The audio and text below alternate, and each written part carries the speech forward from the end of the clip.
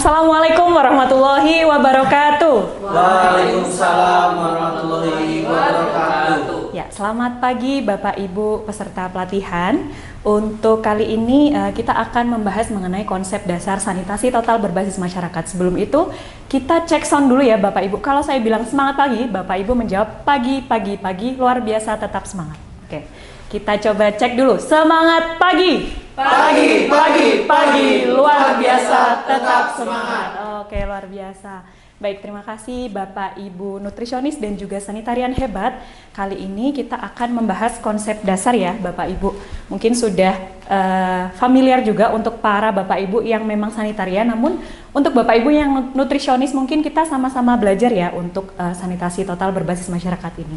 Sebelumnya kita perkenalan dulu ya Bapak Ibu. Nah, ini nama lengkap saya, Ervina Vidya Damayanti. Saya merupakan Widya Iswara Ahli Pertama dari Balai Besar Pelatihan Kesehatan Ciloto, Kementerian Kesehatan. Nah, saya sudah berkenalan. Sekarang giliran Bapak Ibu ya berkenalan. Namun untuk berkenalannya, nanti Bapak Ibu silahkan join di Mentimeter ya Bapak Ibu. Nah, caranya seperti apa? Silahkan Bapak Ibu scan barcode atau klik menti.com ya, kemudian masukkan kode. Oke, di sini saya sudah lihat ada beberapa nama. Ada Pak Philip dari Puskesmas A, kemudian ada Bu Novi dari Puskesmas B, Bu Siska dari Puskesmas C, dan Mas Fauzi dari Puskesmas D.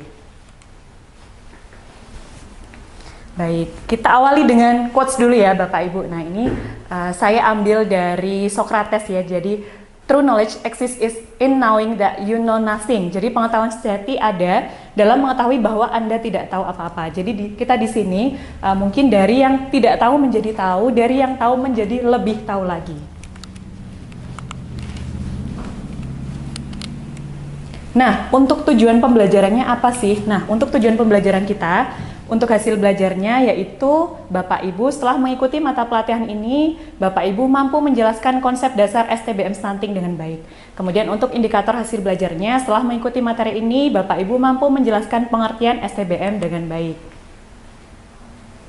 Nah, berikut adalah materi pokok dan submateri pokoknya. Yaitu untuk materi pokoknya ada konsep STBM, kemudian untuk submateri pokoknya ada pengertian STBM yang akan kita bahas, kemudian nanti selanjutnya ada tujuan STBM itu apa, kemudian ada juga sejarah program pembangunan sanitasi. Nah, kita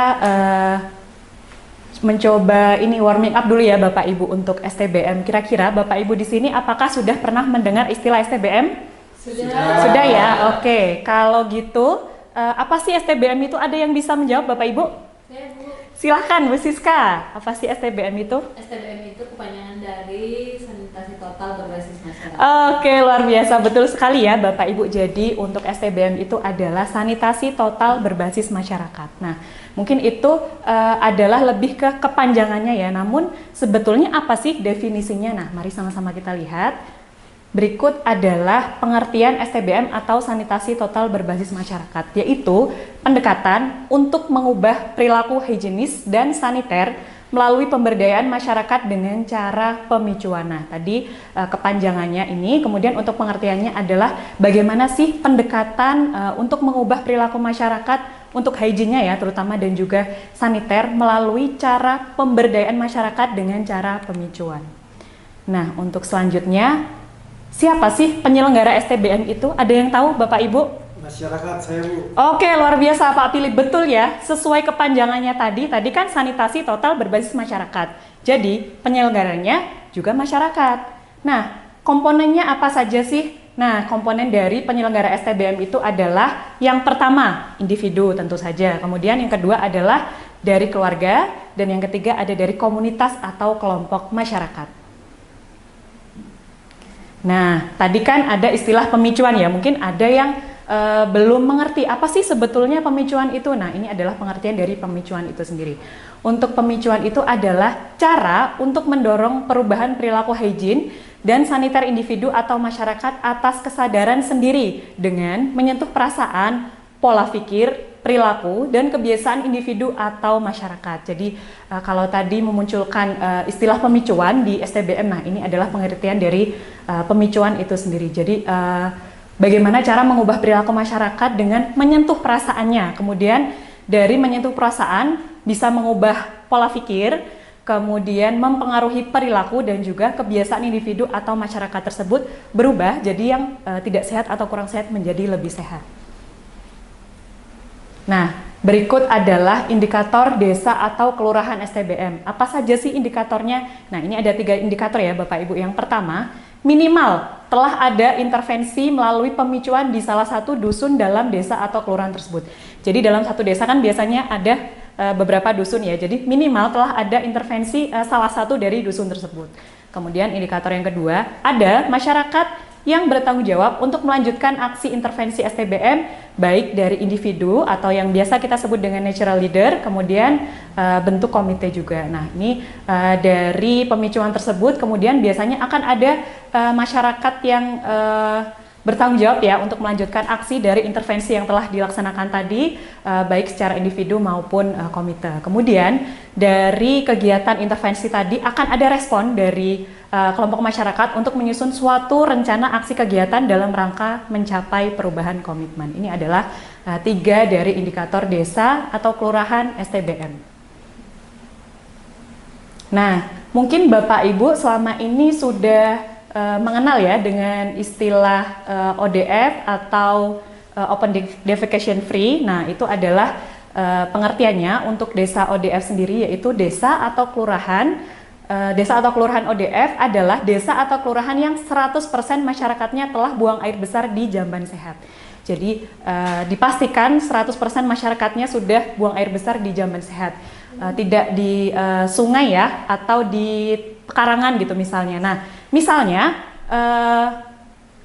dalam suatu masyarakat itu ada salah satu rumah tangga yang dia tidak buang air besar di jamban sendiri. Nah, itu apakah tetap bisa dikatakan sebagai dia buang air besar di jamban sehat? Bisa, asalkan memang di jamban sehat, misalnya di jamban komunal, misalnya dia tidak punya sendiri, tapi dia istilahnya apa ya, nebeng di tetangganya. Nah, itu boleh ya Bapak Ibu, jadi tidak harus memiliki sendiri, namun dipastikan dia buang air besar di jamban sehat. Jadi tidak harus melalui kepemilikan sendiri, tetapi boleh di kepemilikan orang lain asalkan memenuhi kriteria sebagai jamban sehat. Kemudian untuk desa STBM sendiri, yaitu seperti yang tadi sudah dijelaskan ya, yaitu desa yang telah mencapai 5 pilar STBM atau kondisi sanitasi total.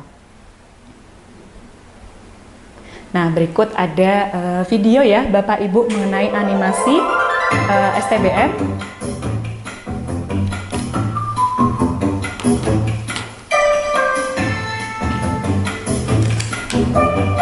Nah, pertama ada desa Apes ya di sini.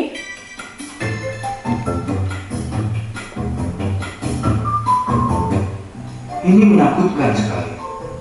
Karena air bersih pun susah kami dapat di desa kami. Mari lapangan yang luas.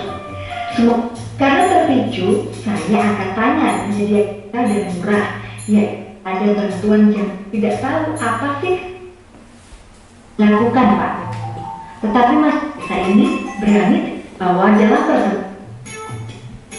Masuk dalam tim karena mereka Maka terbongkar.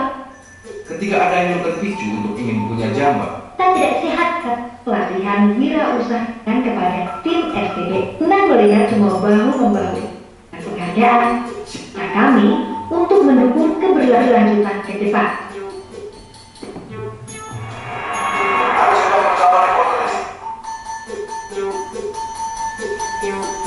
Oke, kita sudah lihat bersama-sama ya mengenai video STBM berikut. Kemudian kita akan membagi menjadi 2 kelompok ya, Bapak Ibu di sini Bu Siska dan Pak Fauzi di kelompok 1, kemudian ada Pak Philip dan Bu Novi di kelompok 2. Nah, tadi kan seperti yang sudah kita ketahui, ada 2 desa ya, Bapak Ibu. Yang desa pertama ternyata gagal melaksanakan STBM, sedangkan di desa kedua dia berhasil melaksanakan STBM. Kira-kira menurut Bapak Ibu, apa saja sih faktor yang bisa kita identifikasi penyebab gagalnya di desa A dan penyebab berhasilnya di desa B? Kira-kira dari kelompok 1, silahkan dijawab.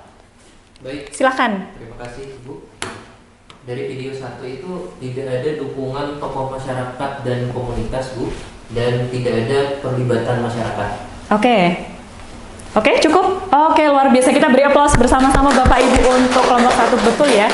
Jadi seperti yang kita ketahui bersama tadi, ternyata dari lurahnya sendiri dia tidak mau memiliki jamban sehat dan juga tidak ada dukungan dari kelompok masyarakat sekitar. Nah, kelompok masyarakat sekitar juga meskipun ada bantuan, dia tidak mau memakai bantuan jamban sehat tersebut karena ada kesusahan untuk akses air ya. Jadi meskipun ada jamban, percuma ya Bapak Ibu karena ternyata di desa itu juga kesusahan air seperti itu. Kemudian kita lanjut ke kelompok kedua. Silahkan dari kelompok kedua, silahkan Pak Philip. Saya mewakili kelompok kedua yaitu Baik. kenapa berhasil karena ada identifikasi masalah, kemudian dilakukan pemicuan, kemudian ada pelibatan masyarakat dan yang terakhir adalah pembuatan jamban dilakukan dengan kondisi masyarakatnya seperti itu. Oke, luar biasa. Kita beri aplaus Bapak Ibu untuk Mas Philip sebagai perwakilan dari kelompok 2. Baik, luar biasa ya. Ternyata sudah bisa menangkap dari video tersebut. Kemudian selanjutnya silahkan, apakah ada pertanyaan terkait materi ini? Silahkan Bu Novi. Apakah bantuan WC jamban itu sekarang masih efektif ya Bu ya? Nah, kita mengacu kepada paradigma STBM lama ya. Jadi Bapak Ibu, kalau zaman dulu kita terbiasa dengan kalau misalnya STBM itu identik dengan bantuan dari pihak swasta untuk istilahnya jambanisasi ya. Mungkin Bapak Ibu juga sudah populer dengan istilah itu. Nah, itu untuk paradigma STBM sekarang sudah tidak bisa digunakan lagi ya.